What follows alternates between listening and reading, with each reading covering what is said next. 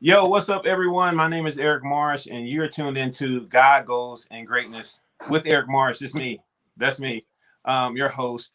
And this is episode 3 of my podcast, and I'm recording it live. I'm coming straight into YouTube. So if you're watching on YouTube, please like, please subscribe, please share. If you're watching this on Facebook or wherever this thing lands up or on Instagram, please like, please subscribe, please share. I love your support. I am here. So this month is Women's History Month. And so one thing I'm doing this month, I was not planning on starting my podcast or any of this nature until next month, but the Lord led me to start it this month. And one thing that I'm doing is I'm interviewing women. And these women are powerhouses. I'm calling them history makers. And so often we're talking about history and women's history in a sense that somebody's already accomplished something and they've gone on, they passed away, and but I believe in giving people their flowers, as my grandmother would say, give people their flowers while they're living. Yes. That we are walking past, we're working with modern day history makers in our communities. And so I have the amazing Dr. Zoe Stallings with me today. Thank you. One day I'll have sound effects and it'd be like, burr, burr, burr, or something like that. But I have the amazing Dr. Zoe Stallings with me today.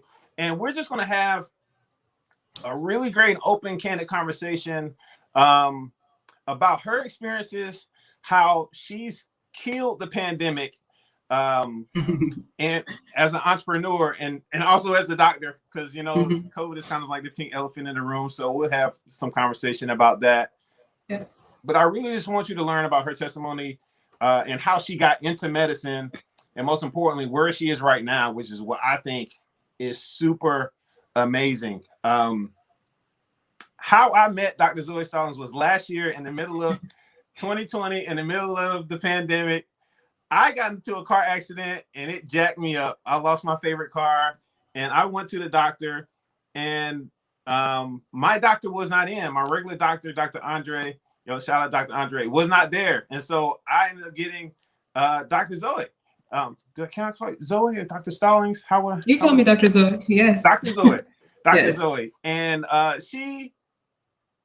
when I came in, she not only she assessed how I was feeling, she did her doctor thing. But one thing I was like, man, she has a very, like me, as a believer, I'm like, she know Jesus.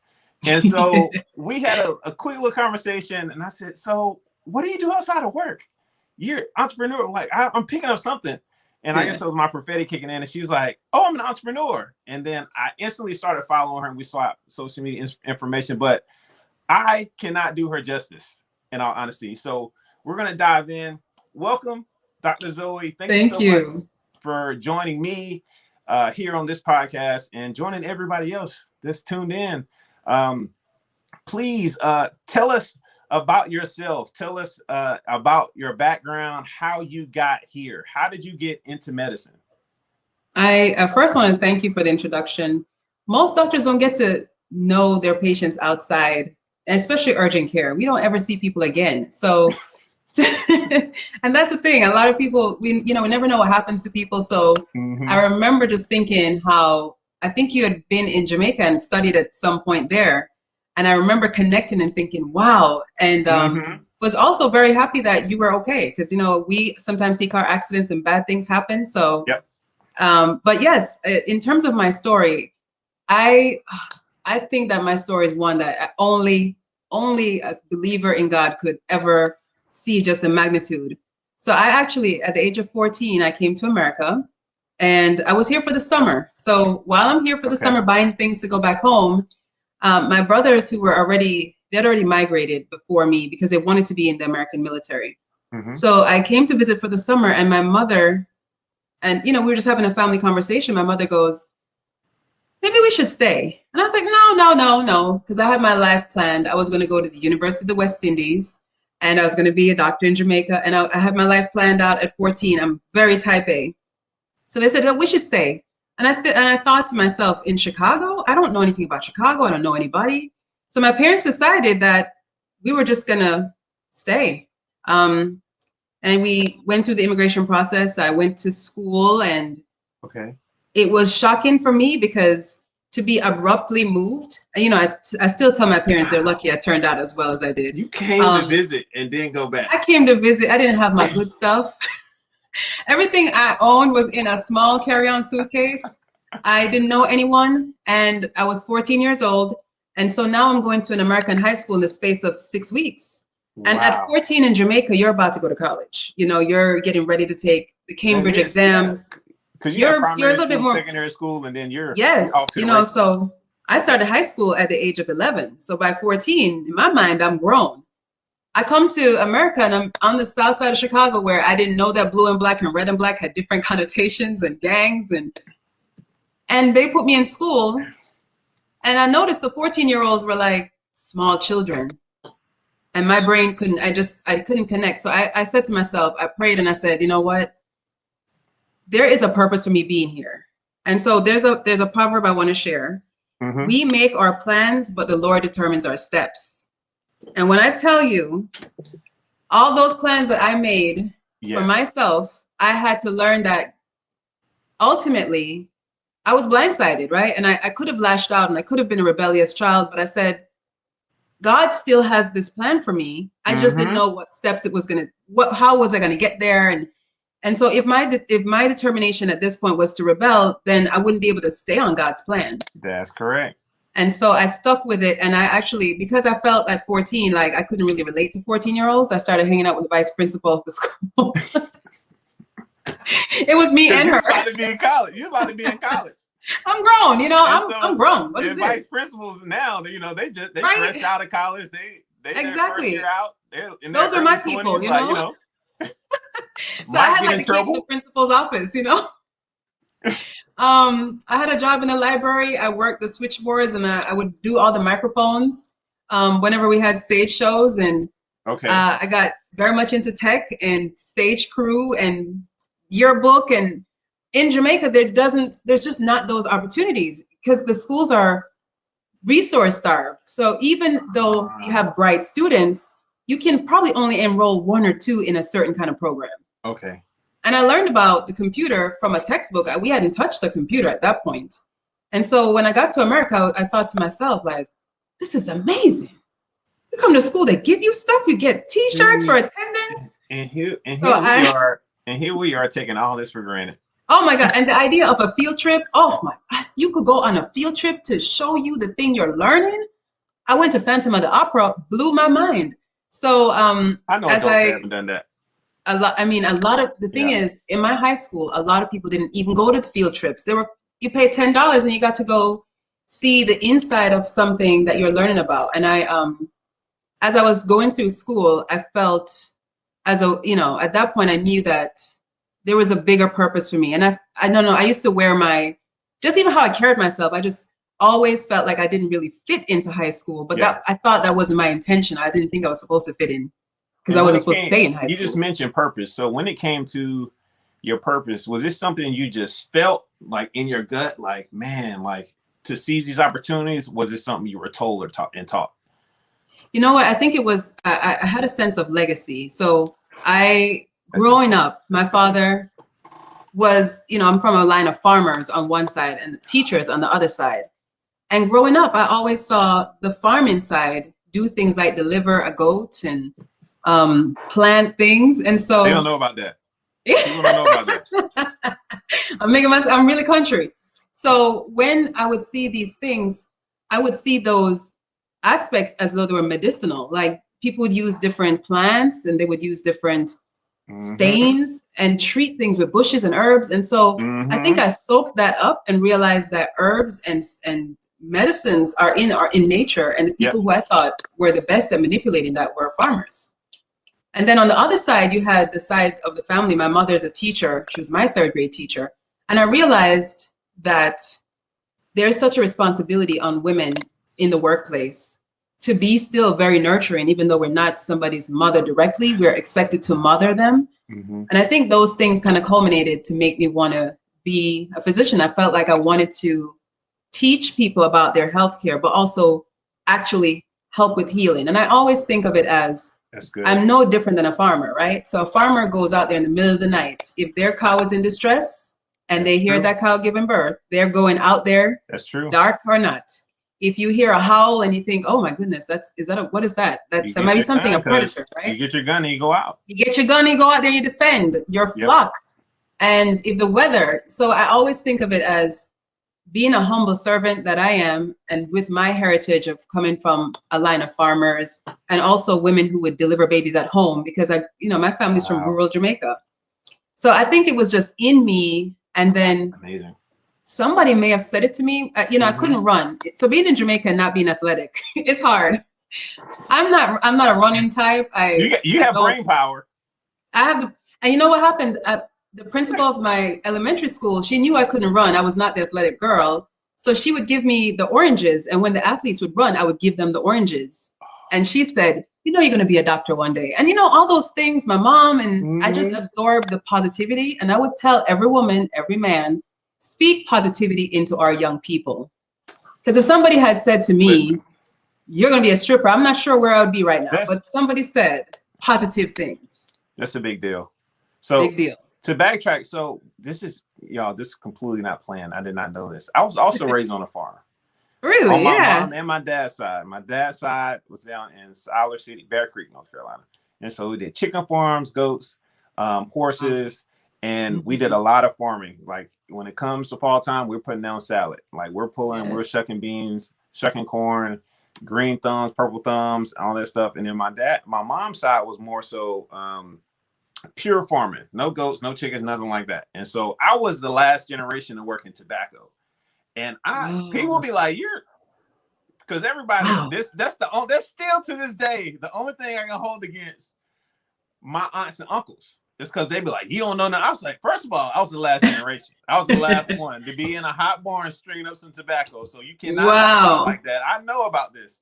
Yes. But that's actually the inspiration behind my entire brand, Cultivating Greatness. And so I went down to the Bahamas to this place called Bluefield Farms and did my whole style shoot last year when the borders were closed. But don't tell anybody.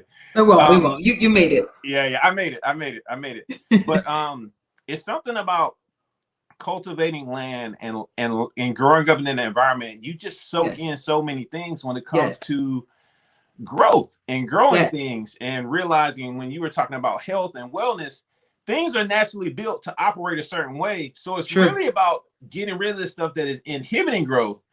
As well, and when it comes to cultivating growth, like you have a seed, but it's got to go into good soil. You got to make sure you water it. You got to make sure you got to prepare, set the environment. And so when it comes to health and things, I love your perspective, because this natural approach, because you don't make your heart beat. You know what I'm saying? I don't have to sit there and be like, let me make sure my heart beat. Like there's certain parts of us that just run. And so by focusing on positive attitude, because stress is one I've learned that is like a key health indicator in so many communities. Stress contributes to so much stuff. Positive attitude, like you said, natural things, and gut health. You mentioned gut, gut health. Everybody on these crazy diets and fasts and stuff, but like gut health. But listen. So, what would you say is one of the biggest things you've taken from being a doctor, or lessons you've learned from being a doctor when it comes to applying it to your own life and helping you be that healthy person, and like you get to a good place? Because so often we the coaches need coaches, and the doctors being healthy. And I see you as being so healthy, and so like if you all follow her, please follow her. She's going to talk about her business and all that stuff later. But please follow her, and you'll see it. Like she was posting on mental health and all these different things. Yeah. And she makes it so simple. And I believe that if somebody can state it simply, if you can't state it simply, you don't know enough about it. That's an honest article. And so if somebody can just boom, boom, boom, I'm like, oh my God. Like, I know you just know so many things, but if there was what's something that you say is big when it comes to being in the health field that you've applied to your own life? It's like, man, my life has really changed from applying this to me, just around like health, wellness, and things that you learn going through like your education and moving into being a primary care physician. I would say that actually was a very eye-opening experience when I first started practicing. So I became an attending, and that term just meant so much to me because I'm the first in my family. And within about a year, every time I went to these meetings, they talk about our productivity, and I was trying to see more patients and trying to work harder and trying to be the most productive I could be, because there are these numbers that somebody does the spreadsheets. And then I remember one of the meetings, the most productive person in our region, he passed away. And the way that they found out that he passed away was he missed work, and he never misses work. So his staff went to his house, and the man had died at his desk. And I remember thinking it was just he had a heart attack and died at home. And the thing that was shocking for me was there was a condolence card, but they replaced him. They replaced that one man with three people because he was doing the work of three people. And I kept thinking, no matter how hard you work and how great your employer is, and I'm not bashing large organizations, but you cannot be replacing the lives of your family. And so I learned very early balance. I learned balance. And if you take life to be a metaphor, the way that farming is a metaphor for my life, sometimes you rest the soil. You don't always plant. Sometimes you got to rest it. And I learned that if I burn myself out, who will then be here for my family? And I will be ineffective, just like if you keep planting in soil that you have not rested. And so I incorporate a sense of balance. And I also treat myself with grace. Yes. I am not perfect.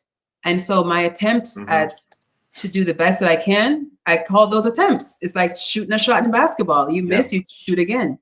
And so I think seeing how when that gentleman passed away, that there wasn't any family with him because they're used to him being at work all the time.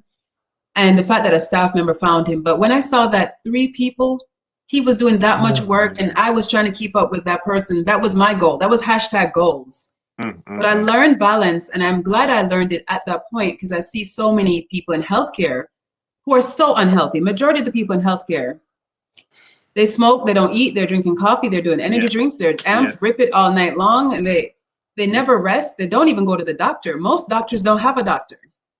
So at that point, I told myself, you know what? I don't want to end up that way. You cannot take this money with you when you go. And if you become miserable, you are dispensing automatically bad medicine because now your energy that you give is going to be heavy and toxic. So I had to preserve some self. So I take days, for instance, this whole week I'm off from I'm basically using it as a get myself together week. That's and awesome. Rest. And I saw that you did a post about resting, and I applauded you because so many times we work ourselves to death, especially in the Black community. We don't understand sometimes how to rest. We just keep working and we get another hustle, and we might live outside of our means and we get a hustle to support that. And I can speak as a Jamaican. We're the stereotype for the hardest working people in show business. We are the stereotype, but learning balance early was just key. And I learned it like a year into my attending career. That's so good. There's so many nuggets there. I remember growing up, we would only plant, like all of our acreage was split in half. And so we'll plant this side and then let this other side grow up, grow grass up, and then we'll sell the hay off of it. And then the next we'll rotate over. Absolutely. And so often, like we think about trying to add more stuff into our routine for our mental health. Sometimes just sitting there. Like even just the earth as an example. If you just leave it alone, the rain's going to come. The birds are going to come. The animals are going to come, poop. The nitrogen, all these different things are just, nobody knows what happens when you look at the ocean, you have an oil spill. They don't suck all the oil out. Like if you just leave nature alone long enough, it'll just do its thing because it's built in. And I think if we just rest it more, that's a major key. And I work in healthcare now as a consultant at a local medical healthcare system. Don't want to name drop my employee. But the other team, like you're at one team, I'm on the other team. Right. But and I see that all the time, and I have to remind them. I lead little groups, huddles at every single morning. And one thing I've started doing is we have all these tasks that we want to do on Right. throughout the day, and we talk about it. Well, who's going to handle this? Who's going to handle that? I said, can I start leading a huddle? And they were like, great. So I redid our little huddle board, and I added 2 things on there. I added the weather. Ooh. And so, and I remind everybody, it's going to be 70 degrees today. Right. You should take a walk. Make Let's sure go outside. Yes. everybody must take a walk. And people say, thank you so much for reminding me doing that. I just forget. I forget to eat. I forget to do this. I'm like, forget to drink water. Absolutely. And in this sedentary way, I have a standing desk at work. People's like, I don't know how you stand up all day. I said, I didn't start off standing up all day. I assure you that. And then the second thing is I put a quote. I put an inspirational quote in the top corner of the board every day. And I read this thing off to them and I use it to give, I don't want to be preaching at work, but an encouraging word. So all last month there were Black History Month quotes. And this month is Women's History Month quotes. And so I'm pulling out little quotes around just creativity, pushing through. And so I kind of rotate, you try stuff about staying motivated on Wednesdays, on Fridays, about, feeling good about yourself and the sense of purpose and such. But that mental aspect of staying healthy is so big. I applaud you for being who you are and setting that example. Now, you mentioned that about the timing of it. What would you say? I'm trying to lead. I'm trying to lead you in a direction. I'm trying to carry you in. And so when it comes to taking time with your patients, what would you say is the intersect? Because, this is God, goals, and greatness. How would you say the intersect of your faith comes in with how you care or handle with your patients? There are times when, especially when people walk in and they feel like they're overwhelmed, or sometimes they feel like I should have all the answers. And I don't do a deflection. What I remind them by reflecting with them is, to be honest, I am not the keeper of the answers. Sometimes I tell them, I really go back to restoring their faith, because I explain to them, there are times when I've met people and there's absolutely nothing that I can find wrong, right? None of this CAT scans explain the abdominal pain. And I'll just stop what I'm doing in terms of the science. I'll back away from the science and ask, what was the thing that happened? And I'll just leave it at that. What was the thing that happened to you? And many times when I do that in that space, people tell me things and I said, well, that is your testimony. You are running from your testimony. You're running from your greatness. And so what ends up happening is you bottle it up and it comes out as pain. It comes out as a back spasm. And sometimes that's the psychology. We have something called psychosomatic disorders. And then I get opportunities too where I testify. I explain to people times I've sent somebody to the ER for what I thought was, maybe it's a heart attack. I don't know. Let's work it up, and then realize that I've saved a life. And I don't take the credit. I take it as I have learned to listen to the voice of God. As a younger woman, I didn't know how to, but now I learned to be still and listen. And if a voice says to me, you know what, you should send this person in. I think maybe they have a PE. I don't know. I don't know why I feel this way. There's not evidence to say so. I'll do it because the voice said it. And if the voice said it, it's God. Because the textbook wouldn't explain it to me. And so many times I've been right, and I give God thanks, and it keeps happening.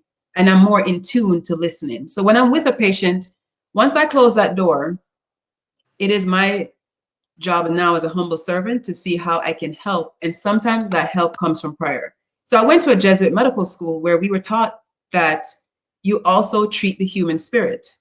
Wow. Shout out to Loyola Street School of Medicine. Love my med school. But the idea that you also treat the human spirit, it's such a way of looking at healthcare for me, because we often ignore the human spirit. Yeah. And so being able to say to a patient, I'm going to pray with you because you're about to have this surgery. I'm doing your pre-op clearance. I will be thinking of you, and I will add you. Or my medical assistant and I, we work really well together, and we're both believers, and we pray. And it has made such a difference. And patients have told me about their oncologists. In oncology, they pray with people. So physicians can pray, and the health systems don't tell you not to. They just tell you not to be respectful, push it on people. Be respectful, making sure you're asking permission. So I usually say, is it okay if I pray for you? Is it okay if I pray with you? Sometimes the human touch, I think of it as, I will touch someone's back or their shoulder as I'm listening to their heart and lungs. I might just rest my hand gently. And I can also feel as though I'm pushing some positive energy into their being. And that's the same way when pastors lay hands on people, but it's a very biblical thing for me, Yeah. the idea of human touch. Mm-hmm. So during the pandemic, when we had to keep distance, and we were very intentional about keeping distance, and we had the mask and the shield, and everyone was a suspect, it made it even more important to connect on a spiritual level. Yes. Because how else would we survive this thing? So the entire pandemic, I kept saying, faith, not fear. Faith, not fear. And I believe that. And it really helped to get through it. Man, treating the spirit. I picked that up on you when you were helping me. Just because I was upset. I was very upset when I came in because I was just been in a car accident. I'm like, I don't have time for this. My life is too busy. And you helped me slow down. And I remember that you helped me slow down and be like, okay, so what are you feeling? How are things? First of all, how are you doing? You were in a car accident. How are you doing? Where's your mind at right now? And so that is something that I appreciate. So thank you again for that. Thank I you. just believe that we have to continue. We need to take on that same mindset no matter where we are. Right. And in our industry that we serve. Because so often people, if you work, I used to work for, before I went in healthcare, I worked in local government. And so I would spend a lot of time around public health, social services, a lot of time at the Criminal Justice Resource Center, and then even just serving in the community. When people show up with needs, you don't necessarily know where the needs came from. Right. And so often we assign, just like people self-diagnose when they come to your clinic and be like, my back hurt because, this. You'd be like, well, no, you actually stressed out. I got this pain right here. Like, actually, you need to drink more water. Right. Just drink more water. And so just how people can self-diagnose themselves, I think it's so important that we keep that spiritual aspect of people and why they go through stuff in mind when they come in and we serve them, because every single job is you're a servant and customer service is every job.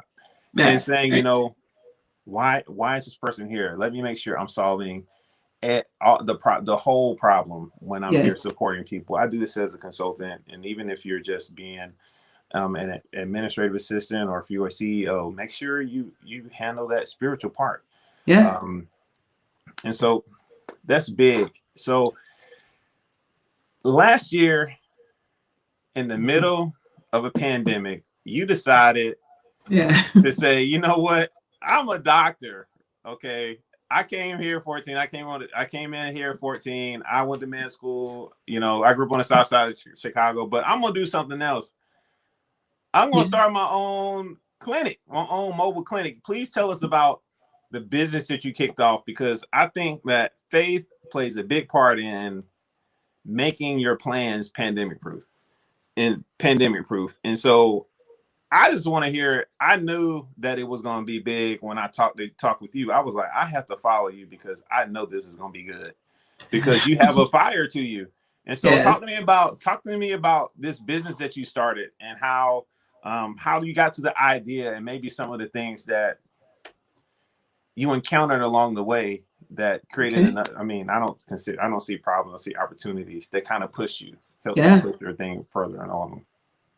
So the pandemic, I remember a time where I work in Greensboro, we were told that we're going to have to cancel all the patients. And at that time, because I do urgent care and I do primary care for two different health systems.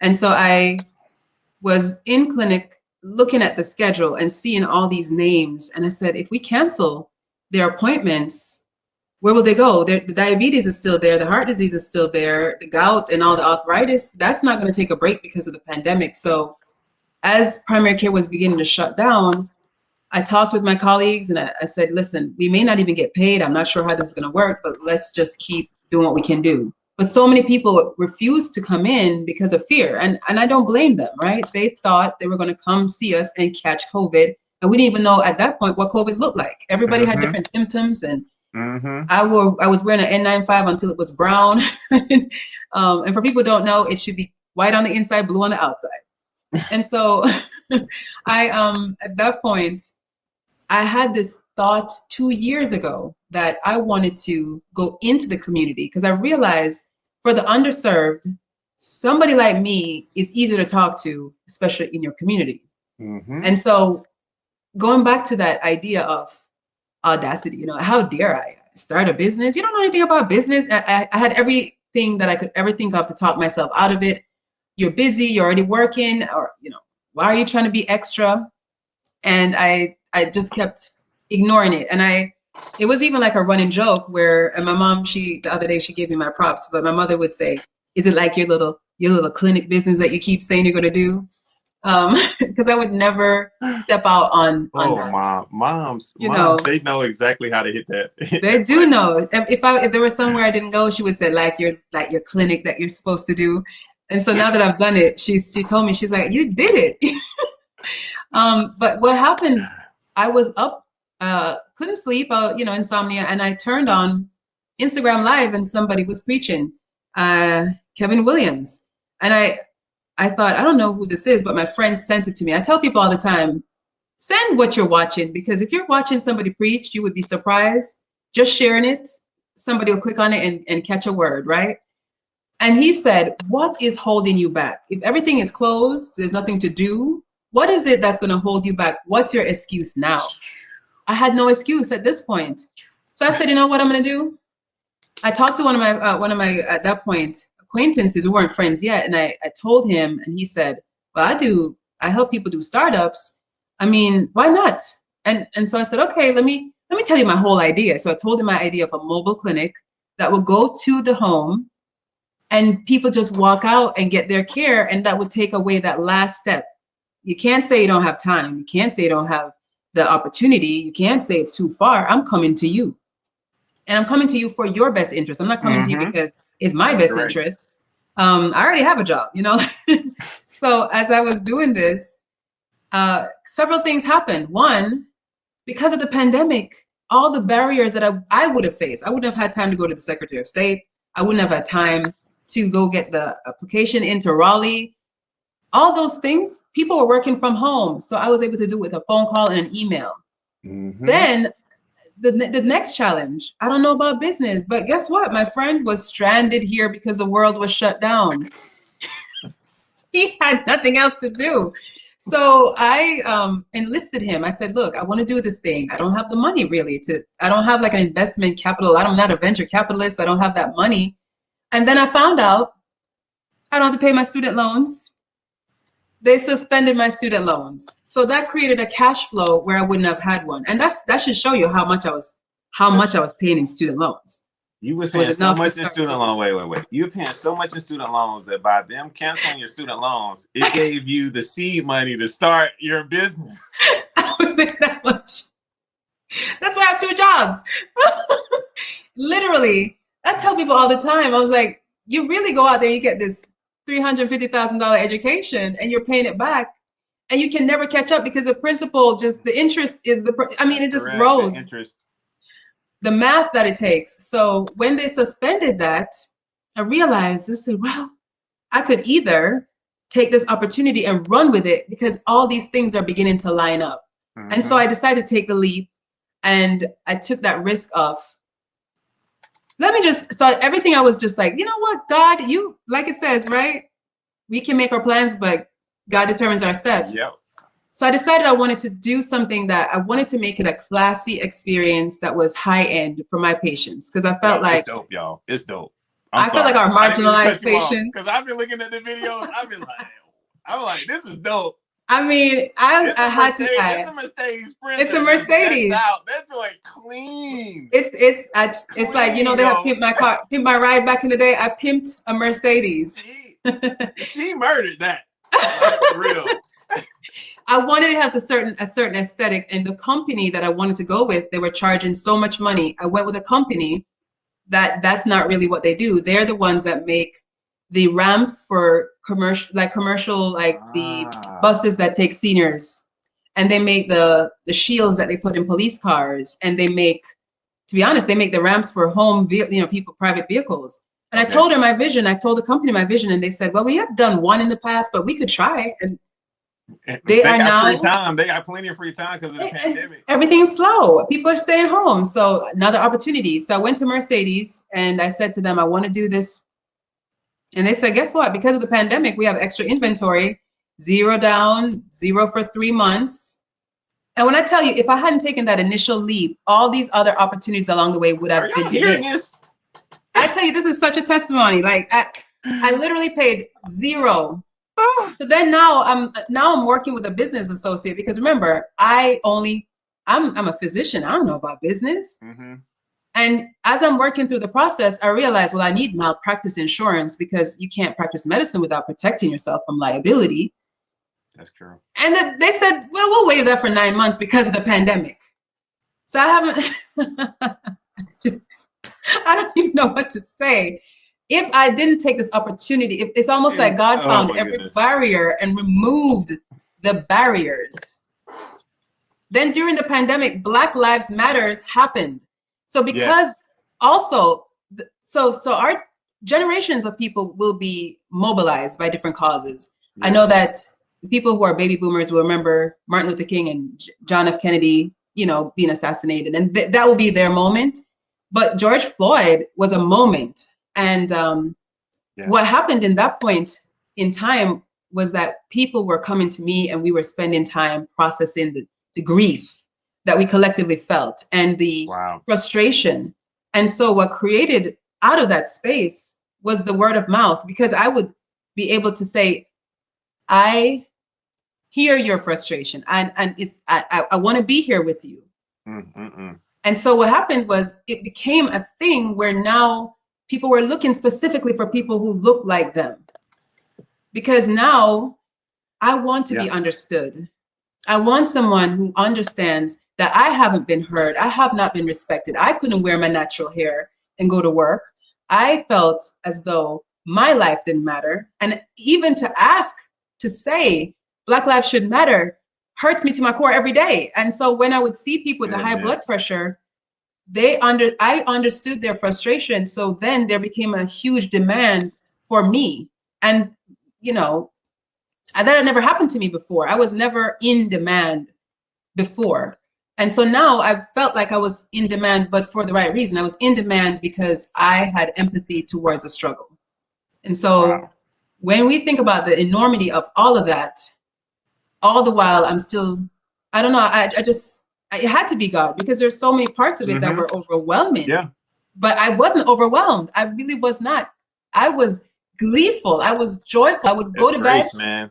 Oh my gosh, I would wake up and think about another person I could reach in another way that I could connect. And then I decided, I was like, you know what? Inside is covered. What do I put on the outside? And so my brother and I were talking, and my brother said, he works in the gas refinery, and he said, I got a bonus. I have nowhere to go and nothing to do with it. I'm going to give it to you. My brother gave me seed money, $20,000. And I will not, I never mince it, because he could have done anything with that. He could have bought a boat. He could have bought a plane ticket. Listen. I tell you, but the biggest thing was, he said to me, I believe in you so much, and what you're doing is so necessary that even if I never see a cent, it doesn't matter. I know that we need this as a collective. And I cried on the way home, because one of my patients, the day he gave it to me, I remember I didn't have the equipment that I needed, but I just sat with this woman, and she said, I prayed for you. I prayed for you in my life. I prayed for you to come to me. And I was with her on her driveway for an hour. And I tell you that on the way home, I absolutely cried. I said, I am doing exactly what God wanted me to do. And I think that's powerful. So the pandemic, it applied pressure. Yeah. The pandemic applied pressure. And I believe that in any situation, pressure either affirms and puts something in you that it makes permanent something, or it breaks something off. And I think you have to, if you're going to get through a pandemic and you're trying to thrive, you're going to have to lose the bad stuff, and you're going to have to incubate the good stuff and the dreams. And I think that God keeps his promises. He does. He does. And if he says that you're going to be a doctor, you're going to be a lender, not a borrower, you're going to be above, not beneath. Like, you're going to make it happen. And I promise you, for the year, like, if on January 2nd, you had a dream and it says 2020 is going to be the best year of your life, that didn't change because this pandemic showed up. Absolutely Your not. plan and your motivation and your faith changed. And Yeah. so I'm so inspired by your story. I've watched it kind of grow and move as when I started following, because this was in mid July. This was Yeah. July. And you Yeah. were like, yeah, my thing is not done yet. I'm still Right. working on this. But now Mhm. by November, I'm like, what in the Yeah. world? I know. Got videos dropping out. I'm like, oh, this Yes. thing. I thought she was talking like, yeah, maybe next year. No. No. And what you just told me explains all of it. Yes. Because me, the systems guy, I'm like, how did this pop? Right. How did you get Right. through this? But it's the grace. And I was telling one of my friends, I was like, man, I believe the people who are putting their hand to the plow, and if God finds you, if the opportunity finds you with your hands down, your hands on the plow and your head down, then Yeah. there's a grace for that. You'd be grace for the grind, and you never know what Just can never happen. know. You You never never know. know what can happen. Mm, Goodness. true. I thank you so much. I really do believe, when I prayed about, who are the history makers? Who are the history makers that I have met? And I didn't want to take it so far as like, for my whole life, like, no, in this last year, Right. when the chips were down, Right. who were the history makers that I met? And so I'm so happy that I had you on here, and Thank that I was you. able to chat with you. Thank you so much for being open to it. Our conversation Yeah. isn't done. I'm just so thankful you're here. So one Yes. thing you mentioned was how you're able to be a familiar face, a relatable face when it comes to the medical industry. Right now, in Yeah. the midst of, we're coming up on the tail end. Well, We're please hoping. Oh, let it please. be the tail end. People get your Hopefully we get vaccines. herd immunization. We have Yes. vaccines and stuff rolling out. Um, One thing I've seen since the COVID vaccine has started being mentioned last year in Project Warp Speed, and coming now where we have our Pfizer, our Moderna, and then we have our Johnson and Johnson, which is Right. actually, we're here in Durham, North Carolina. I'm in Durham, North Carolina. She's Yeah. in the triad. Yep. Beaufort County. Merck is supposed to be producing, I think, like our Johnson and Johnson here locally, vaccine. One thing, it's really, this vaccine and this conversation about the vaccine has really revealed this distrust that our community, the Black minority community, kind of has Right. for the healthcare system. Right. I remember growing up in the hospital in my hometown, it was like, we don't go there. We go there to die. If you Yes. go to this hospital, you go there to die. Like, The I was end. born in a hospital. I was born at UNC Hospital, and that's an hour and 45 minutes from where my mama rested her head. And she's like, no, this one, you go here to die. We go over here to live. We go here to die. And it's Right. just these small communities. And It's but now true. that hospital is owned by the healthcare system that I work for, own and operate it. But there's just a lot of distrust. So when it comes to this vaccine, a lot of people don't like people. They just got, Wendy Williams said, how dare she tell people not to take the vaccine? And so I want to just have at the time we have left, just an honest conversation on what your thoughts are on the vaccine. Yeah. It's something I talk about. I will not lie when I tell you I talk about it every single day. I talk about it every day because I understand the distrust. To be honest, I would be surprised if people weren't distrustful, but I did the research in terms of reading about the design of the studies myself because I also had distrust. At the time, I didn't trust our governmental administration, and I didn't know. And when I did the research, and by research, I'm not there, doing the vaccine on subjects.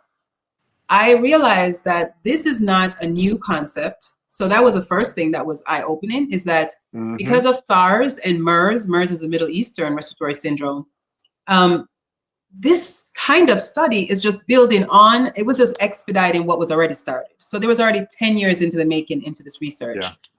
But the other thing I realized about the research was that I almost, as I'm reading the research, realized when you remove certain bodies that regulate how we bring things to market, you get vaccines on So we thought what was normal was it should take 5 years for something to come to market. No. In a crisis, we realized we can get it done in 18 months because our office was getting ready for, the testing and all these things. And then the vaccine rolled out and people felt as though it's rushed. And when I realized it's not rushed, it's been heavily studied and the side effect profiles are just not what we're hearing. We hear things that somebody dropped dead on the spot after getting the vaccine. Not the case. That's not true. There's not been any deaths. It's actually a cleaner, simpler vaccine than some of the other ones that we've used. And the fact is, I decided to then take it. I took it January 7th, and I felt as though, okay, there's been enough data. Oh, you did? Yeah, I took it January 7th. Same day of the first shot. Yes, first shot. And I made myself, I said, you know what, let me take it because I want to make sure before I advocate for something. But also, I really believed in it, so I took it. And when I hear people counter, so some of the older patients will push back and say to me, well, in the Tuskegee experiment, that Black nurse was signing people up too. And those doctors were pushing it too. And I say to them, I understand the distrust. Let me show you what I've learned. And let me show you my arm where I took it myself. And let me tell you how I felt. And that creates a space of the side eye is still there. It's like, okay. All right. And they often will say to me, because you took it, then I'll think about it. I might take it. Put me on the waiting list. And so I've had to take that responsibility of being a little bit more pushy and explaining, but being able to break down the science of it was really tough because mRNA, what is that? So I had to study and learn it enough to teach it. And that I do that in the clinic with each patient that I see. That's good. For me, I decided to take it. I couldn't find the research that I wanted. And so I didn't trust the research I found. For me, it was a faith move. I said to myself, my faith is going to be stronger than this vaccine because my mom was talking about taking it. And there's absolutely no way I was going to let my mom go take this vaccine if I didn't take it first. So I I took the first opportunity and I said, Mom, please do not take this vaccine until I am fully vaccinated. And I put the same one you're going to put in your body and minds. Nice. You're such a good son. Yeah. And so on the 7th, I got my first one. 3 weeks later, I got my second one. I had some flu-like symptoms after each one. But the thing is, I don't take the flu shot. So I don't get vaccine. I don't get vaccines like that. Right. I'm all about, I'm from this, we drink ginger ale. Ginger ale is the cure to every cold, every illness. You gotta drag people to the hospital where I'm from. Right. And so that's what I did. And so, but actually, after I took my first shot, I ended up having the opportunity to sit down with one of the physician advisors in the department that I do consulting with, and had an amazing conversation. And he explained that very thing to me that you explained to me. And it was a white guy. And I was like, I really just want you to tell me the truth. He was like, well, just throw a meeting on my calendar. I'll walk you through it. And that's nice. Yes. And so, but you have to seek this information. It's true. I believe, everyone, you're going to make the decision you're going to make. I'm not encouraging anybody to do anything. You got to make the move that you feel comfortable with. Right. I'm of a certain position. We took hours. And so I just encourage you to do your research. Do your research. And don't be upset when people don't take it. Just pray for them and pray that they just continue to be covered. Because I believe that the blood of Jesus died for our sins and our iniquities and our infirmities. And so, he's protected us thus far and he will continue to do that. Right. But, if your faith ain't there, you better get the vaccine. And if you're not going to wear your mask, I recommend you get the vaccine. And then you know what? Still keep your ginger. I have ginger on my desk. Keep your ginger, yeah. I started juicing. I started doing ginger and turmeric. I was saying turmeric, but their actual pronunciation is turmeric. I didn't know that. Huh. And just a strong immune system. Yeah. One last thing I want to chat with you about, and ask you about, is just wellness. First thing, I want all of you to follow Dr. Zoe. Please follow her. She talks about her Must Clinic, and she shares of the work she's doing, but she also is super consistent on providing useful information when it comes to not just the health, medical stuff, but wellness and Wellness. just being well, being Right. healthy, and staying in a good space when it comes to your health. Yes. Um, how would you say that you have over this pandemic as being someone who is an essential, um, one, you're a doctor, and then you started a business. I see that you're around your mom and your family a lot on social media. So Yeah. you're around people. You're not just stuck off in the corner, Right. quarantine. So you had to navigate the pandemic and continue being a support, and a contributor to your family. And Right. so, how would you say, what are some things you've learned about protecting your mental health and continuing to stay well during this pandemic? What are some things that you've learned in this pandemic, that you feel like you're going to take with you going into like Mhm. post pandemic life? Do you like, man, I got to make sure I keep doing this? Right. I think I learned consistency because during the pandemic, Mm-hmm. leaving the house was always just the moment of fear going out there. And so I actually consistently would do devotional, and my mask, right? So I would do my prayer and then grab my mask. And so I kept that consistently. And I think I'm a person that likes to rely on that level of I did my steps that I can Right. do. But I also learned to let go of the things I can't control. And I think before I may not have focused on that much. But the pandemic threw so many curveballs our way. Like at one point, I would go to work and they would tell me I have to wear this mask and this shield and this kind of swab. And the next time they're like, oh, we're going to quarantine, or the whole office has to get tested. And I had to learn to just let go of the element of trying to control everything because that led to stress and a lot of stress. And stress reduces your immune system. So, in order to just Yep. cope, I also had to think about how I ate food. So, the pandemic, as my mother said, is not the time to be on a strict diet. You actually want to eat the right foods in the right combination to boost your immune system. So, I started paying attention to lemon balm and lemongrass, ginger, garlic, turmeric, as well as eating a more holistic set of foods. That was just not the time for me to start. I wasn't going to eat at restaurants because I didn't know if they were wearing their masks back there. And if I did, it was sparingly. They probably And weren't. yeah, I can't see them. You know they're not. It's hot back there. And B, I also wanted to limit exposure because I knew that, I am high risk in terms of my exposure. And I'm the sandwich generation. I had to take care of the kids and my mom's working with them. And so for me, I prioritized meaningful interactions with people. So anything, if Good. somebody said something and I took it the wrong way and I was upset, I let that go. I'm not hanging on to that. I'm not bringing that into the next day. It just created a space where I wanted to communicate to people in a meaningful way, but I also wanted to preserve my peace. So if I was going to talk to somebody That's who was going to key. tell me something they saw on Facebook that had no factual basis, I wasn't going to spend my free time arguing with that person, and arguing about politics. I said, we're entitled to disagree, and I will talk to you later. And I would end that. In the past, I would have lingered on the phone and tried to change somebody's views. The pandemic taught me our life that we are given is a blessing every day, and I'm not going to Yeah. waste the time. And it's peace of mind is not cheap.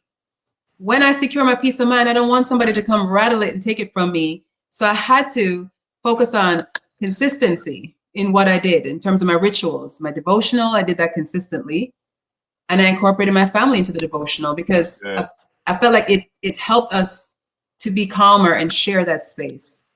I also had to let go of the feeling like I wanted to control everything in my environment and Mm-hmm. just knowing that I'm not in control. And then last but not least, I preserved my peace of mind. I didn't start arguments. I didn't go pushy trying to change people. And people would call me and tell That's me good. things about the pandemic that were not true, about Mm-hmm. COVID testing that were not true. And I would refer them to the resources they needed. And then I would let that conversation go. Bless their hearts. Let that go. My grandma Bless would your say, just heart. Leave bless it at their that. hearts. Bless their Yes. hearts. And you dive right into what I was going to ask, and that, you know, um, so the podcast is called God Goals and Greatness, and so I believe that greatness is an input, not an outcome, and all those things she just listed are things that you can put into your life. Yes. That if you start applying and you actively start doing in your life, that it's going to get you the outcome you want, was just being healthier, being happier, being more joyful, having better connections with the people that are in your life, and also having more peace. And it's crazy. Like, peace, it costs you something. It's so expensive, but it's free. You know, you gotta, you know, God freely gives it. And so you just have to accept it and just know that it's going to be uncomfortable, but protecting your peace is so important, especially in this pandemic where we're all stretched thin. We're all stretched thin. We're all dealing with more things than in the average day than we're used to. And so we have to be more aware. We have to be more sensitive to those things. Listen, you know, we're coming up on 55 minutes of great conversation. And I could stay here all night, but what I want, I don't like, even though it's a podcast and it ends, you know, this conversation, we're going to take it. I want you to take your, if you have any questions, take the conversation to Dr. Zoe's page. It's at Must Clinic, It's on the screen here. If you go to my social media, you'll hear it's The Marsh Method, TheMarshMethod, The Marsh Method. I'll be posting about this on my social media as well. But if you have any questions or inquiries, please reach out to her or myself. But most importantly, if you are in the Triad area, this is the perfect time, just like God created an opportunity for us to start this business. This is a perfect opportunity for you, if you're in the Triad area, to start taking advantage of your healthcare resources, and start getting this super convenient. She can come to you. She can meet you anywhere. Like, she can meet you on your lunch. She can come to your job. Absolutely. Like, there is absolutely no reason why you cannot. And virtually, have a primary physician. You can have a virtual visit. There's no reason to ignore that thing that's been bothering you. Yep. Stop ignoring it. Because when the world opens back up, we want you to be your best healthy self, so you can actually go out and live and not just exist like some people may have been feeling over this pandemic. So please follow her. Please stay in contact with us. Subscribe to this podcast. There's so many other episodes coming. It's really good conversation. And so that's what I'm about. I'm about applying. There'll be some episodes that I'll be dropping that are exclusively to the podcast. Some will be exclusively to YouTube. And so I want you to get the wraparound experience. So thank you so much. Thank you. Outro music. You know, we're just starting off. I kick this podcast off in the middle of the pandemic. But I'll have some outro music, and it'll be something real funky by the time I get to this point next year. But I just thank you. Thank you so much for coming on. Thanks for having me. For making time. Yes. It is an honor, and I will have. I'm going to have you back. I'm going to have you back because I really want to dive into the wellness thing, because you know a lot about natural ways of taking care of yourself. Absolutely. And so I'm going to have you back for that. I'm going to have you back for that. But in the meantime, everybody be well. Love you guys. Make sure you follow us. Make sure you subscribe. Wear your masks. Wear your mask. Watch your distance. Wash your hands and wear your mask. If I see any of you in the grocery store with your nose over the top of your mask and it's just covering your mouth, right here, I'm not going to do anything to you. I'm not. I'm just going to say, please, can you be considerate? We're going to judge you just maybe a little. Oh yeah, we're going to judge you. Yeah. We're going to shame you into putting your mask up. Yeah. But y'all take it easy. Please comment on the video if you're here on YouTube or if you're on Facebook. And we look forward to connecting and talking with you all offline. And we'll see you next time in our next episode. Y'all be blessed. Take care.